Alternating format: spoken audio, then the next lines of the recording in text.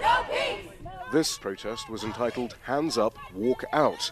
And here in St. Louis and across the country, people heeded the call, walking out of businesses, offices and campuses at lunchtime. Class is important and school is important, but justice is more important.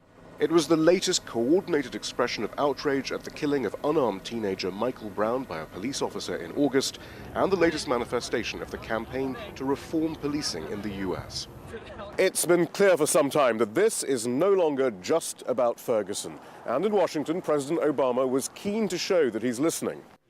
At the White House, the President, the Vice President and the Attorney General met with Black and Latino organizers from Ferguson and around the country. The issue of military equipment being utilized. President Obama also announced the result of his review of police practices, specifically whether local police forces have become over-militarized. I will be signing an executive order that specifies how we are going to make sure that that program is accountable, how we're going to make sure that that program is transparent, and how we're going to make sure that we're not building a militarized culture inside our local law enforcement. The programs to supply combat equipment to the police will stay in place, but the president says he will form a task force to ensure common standards on its usage.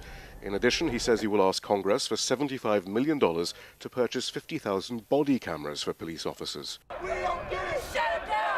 But the protesters want deeper change. Whether wearing a body camera or not, police officers can legally kill someone as long as they testify that they were in fear of their lives.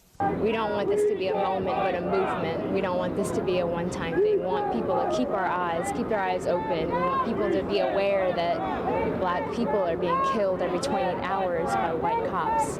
Actually, to use that as a way of... Back in Missouri, the Ferguson Commission was beginning its first meeting. Convened by the state governor, its chairman vowed that this wasn't simply a PR stunt and that they would seriously investigate the roots of public unease in Ferguson and beyond.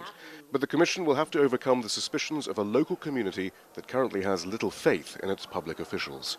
Shihab Ratansi, Al Jazeera, Ferguson, Missouri.